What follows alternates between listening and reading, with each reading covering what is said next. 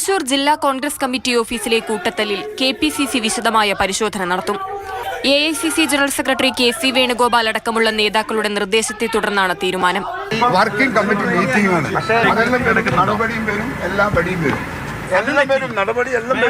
ഇന്നലെ നടന്ന കൂട്ടത്തല്ലിൽ DCC പ്രസിഡന്റ് ജോസ് വള്ളൂർ അടക്കമുള്ളവർക്കെതിരെ പോലീസ് കേസെടുത്തു. DCC പ്രസിഡന്റാണ് ഒന്നാം പ്രതി. മർദ്ദനമേറ്റ DCC സെക്രട്ടറിയുടെ പരാതിയിലാണ് നടപടി. കേസുമായി മുന്നോട്ടു പോകാൻ തന്നെയാണ് സജീവൻ കുരിയച്ചിറയുടെ തീരുമാനം. DCC ഓഫീസിനകത്ത് ജോസ് വള്ളൂരിന്റെ നേതൃത്വത്തിൽ വൈകുന്നേരം ഗുണ്ടകളാണ് ഒത്തുചേരുന്നതെന്നാണ് സജീവന്റെ ആരോപണം. DCC ഓഫീസ് കേന്ദ്രീകരിച്ച് കുറേ നാളുകളായി പാർട്ടി പ്രവർത്തകർക്ക് യാതൊരു ബന്ധവുമില്ല. രാത്രി 7 മണി കഴിഞ്ഞാലാണ് ഇവർ പ്രവർത്തനം തുടങ്ങുന്നത്. പുലർച്ചെ 1 മണി 2 മണി 3 മണി വരെയാണ് DCC പ്രസിഡന്റും ഈ സംഘവും DC ഓഫീസ് കേന്ദ്രീകരിച്ച് പാർട്ടിക്കെതിരായ കാര്യങ്ങളാണ് അവിടെ ചെയ്യുന്നത്.